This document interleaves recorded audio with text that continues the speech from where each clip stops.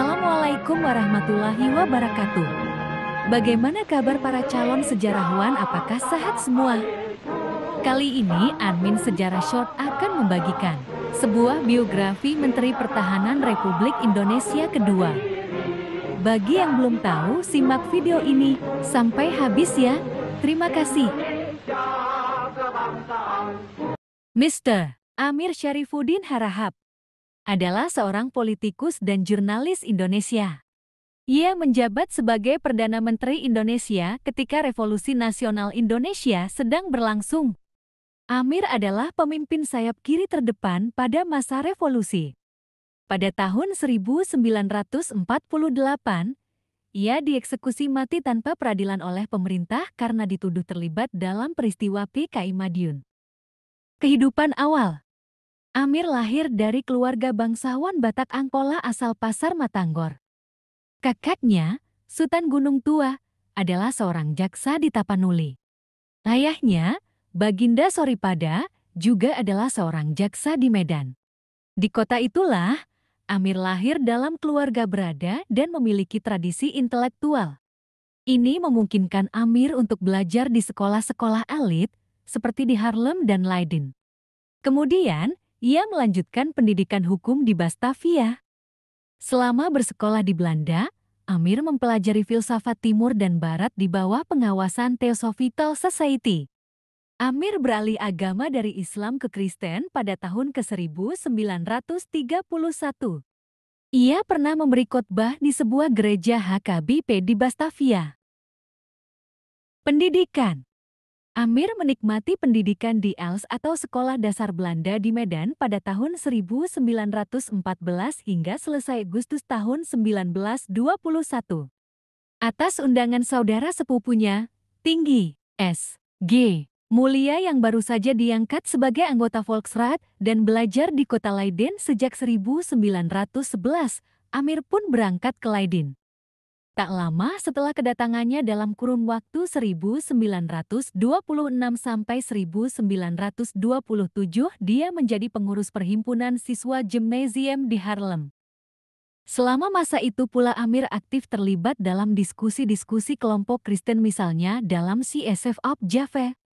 CSF-UP itu sendiri cikal bakal GMK Gerakan Mahasiswa Kristen Indonesia. Ia tinggal di rumah guru pemeluk Kristen Calvinis, Derksmink, dan di sini juga Mulia menumpang. Namun pada September tahun 1927, sesudah lulus ujian tingkat kedua, Amir kembali ke kampung halaman karena masalah keluarga, walaupun teman-teman dekatnya mendesak agar menyelesaikan pendidikannya di Leiden. Kemudian Amir masuk Rijkshogeschool te Batavia dengan bantuan beasiswa pemerintah kolonial, dan menumpang di rumah Mulia sepupunya yang telah menjabat sebagai Direktur Sekolah Pendidikan Guru di Jatinegara. Kemudian Amir pindah ke asrama pelajar Indonesia Klebgebouw, Kramat 106, ia ditampung oleh senior sekolahnya, Mr. Muhammad Yamin. Amir pernah divonis penjara karena dituduh bersalah dalam kasus delik pers pada tahun ke-1933. Ia nyaris dibuang ke Bovendigul namun diselamatkan oleh Gunung Mulia dan salah satu gurunya. Perjuangan. Beberapa anggota pribumi diasingkan di Australia karena dicurigai bersimpati dengan Jepang. Menjelang invasi Jepang ke Hindia Belanda, Amir berusaha menyetujui dan menjalankan garis komunis internasional agar kaum kiri menggalang aliansi dengan kekuatan kapitalis untuk menghancurkan fasisme.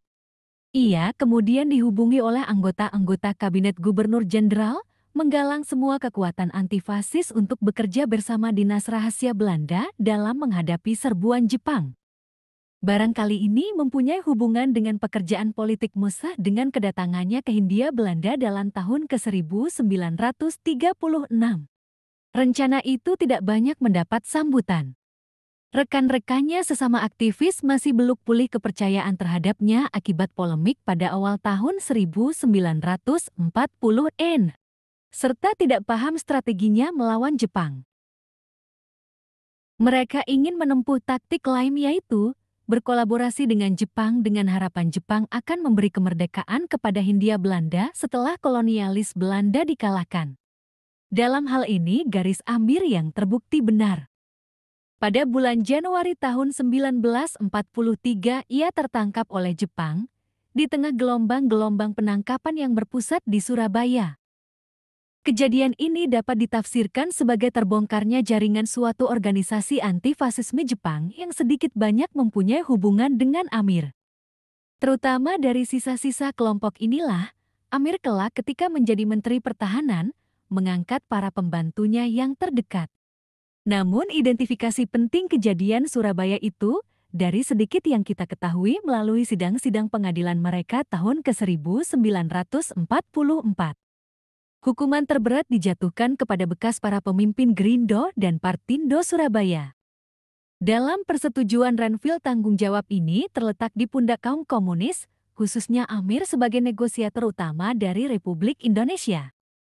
Kabinet Amir Syarifuddin kemudian diganti oleh Kabinet Hatta akibat hasil perundingan Renville yang dinilai gagal oleh golongan Masyumi dan nasionalis karena lebih banyak menguntungkan pihak Belanda. Peristiwa Madiun. Setelah peristiwa Madiun 1948, pada masa pemerintahan Hatta PKI berupaya membentuk negara komunis di Madiun dan menyatakan perang terhadap mereka. Amir Syarifuddin, sebagai salah seorang tokoh PKI yang pada saat peristiwa Madiun meletus sedang berada di Yogyakarta dalam rangka Kongres Serikat Buruh Kereta Api (ASBK), turut ditangkap beserta beberapa kawannya.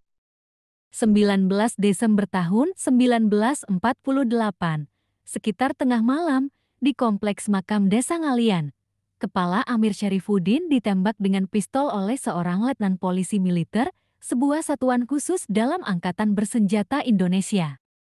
Sebelum itu, beberapa orang penduduk desa setempat diperintahkan menggali sebuah lubang kubur besar. Dari rombongan 11 orang yang diangkut dengan truk dari penjara di Solo, Amir orang pertama yang ditembak mati malam itu. Beberapa hari sebelumnya, ia dan beberapa orang lainnya secara diam-diam telah dipindah ke rumah penjara Bentang Yogyakarta. Amir dimakamkan di TPU Ngalian, Kelurahan Lalung, Kecamatan Karanganyar, Kabupaten Karanganyar. Jabatan yang pernah dipegang oleh Amir Syarifuddin yaitu: pertama, Perdana Menteri tahun 1947 sampai 1948. Kedua, Menteri Pertahanan tahun 1945 sampai 1948. Ketiga, Menteri Penerangan tahun 1945 sampai 1946. Dan itulah ringkasan biografi Amir Syarifuddin, Menteri Pertahanan Indonesia. Bila ada salah kata-kata atau pengucapan saya, selaku admin channel meminta maaf sebesar-besarnya.